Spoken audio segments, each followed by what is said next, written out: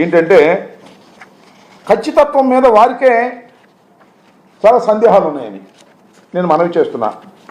Report చూస్తే తాము ఇచ్చిన రిజల్ట్స్ కొన్ని సందర్భాల్లో ఖచ్చితత్వం లోపించే అవకాశం ఉందని అందులోనే ఉంది.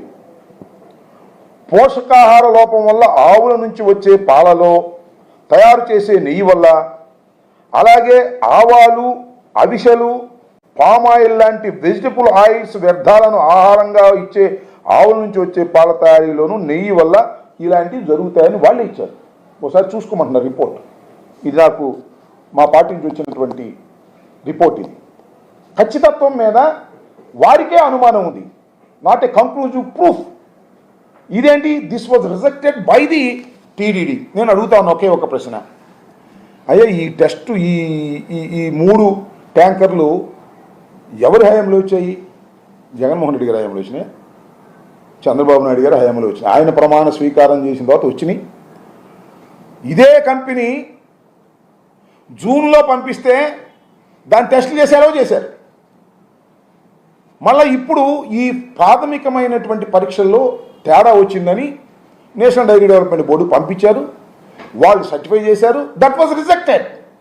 నిన్న మా పార్టీ అధ్యక్షులు మాజీ ముఖ్యమంత్రి గారు జగన్మోహన్ రెడ్డి గారు కూడా చెప్పారు, ఇది కొత్త కాదు. ఇప్పుడైతే 3 శాంపిల్స్ తీసుకొని ఆ 3 శాంపిల్స్ ఎస్ వాల్యూకు తగ్గట్టుగా లేకపోతే అవి రిజెక్ట్ చేయబడుతున్నాయి. చంద్రబాబు నాయుడు గారు ముఖ్యమంత్రిగా ఉన్న సమయంలో ఆయన 14 సంవత్సరాలు ఇంతకుముందు, అప్పుడు చాలా సందర్భాలు రిజెక్ట్ చేశారు. జగన్మోహన్ రెడ్డి గారు 5 సంవత్సరాలు ముఖ్యమంత్రిగా ఉన్నప్పుడు 18 సార్లు రిజెక్ట్ చేయడం జరిగింది.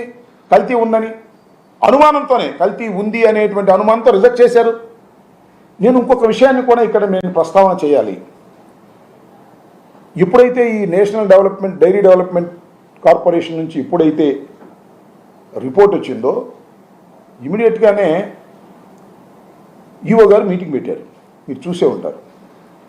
దానిలో ఆయన చాలా స్పష్టంగా చెప్పాడు, దీనిలో వెజిటబుల్ ఆయిల్స్ కలిసాయి అని అనుమానం ఉంది, వనస్పతి ఆయిల్ కలిసినటువంటి సందేహాలు ఉన్నాయి అని ఆయన ఆరోజు చెప్పాడు.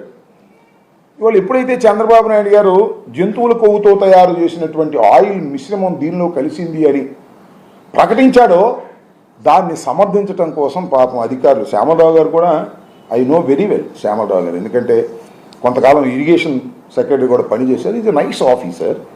పాప ఆయన ఏం చేస్తాడు, ఇప్పుడు ముఖ్యమంత్రి చంద్రబాబు నాయుడు గారు చెప్పిన దాన్ని సమర్థించటం కోసం పాపం ఆయన బాధ ఆయన పడుతున్నాడు. ఇప్పుడైతే ఈ మాట చంద్రబాబు నాయుడు గారు రాజకీయంగా జగన్మోహన్ రెడ్డి గారి మీద కక్షతో ఈ మాట వాడి ప్రజల్లోకి తీసుకువెళ్లాలని ప్రయత్నం చేశారో, ఆ ప్రయత్నాన్ని సపోర్ట్ చేయటం కోసం ఆధారాలు లేకోకుండా ఈనాడు, ఆంధ్రజ్యోతి, పాపం తిరుమల తిరుపతి దేవస్థానంలో ఉన్న శ్యామలరావు గారు, తెలుగుదేశం పార్టీ క్యాడరు ఎంతో ప్రయత్నం చేస్తున్నారు. అబద్ధం ఆడినా కాస్త అతికేదట్టు ఉండాలి అనేటువంటి మాట మాట్లాడతారు.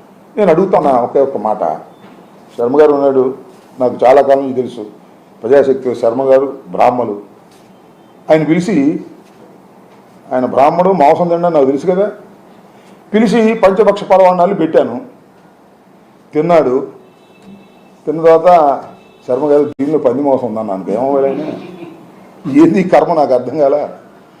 భక్తులు 5 సంవత్సరాల పాటు వేల కిలోమీటర్ల నుంచి వచ్చి తెలుగువారు వెళ్ళి తిరుమల తిరుపతి దేవస్థానంలో ఉన్నటువంటి దైవాన్ని సందర్శించుకొని లడ్డూ ప్రసాదాన్ని తీసుకొని కళ్ళకద్దుకొని వారు ప్రసాదాన్ని స్వీకరించి ఆనందంగా వెళ్ళిపోయారే కొన్ని లక్షల కోట్ల మంది.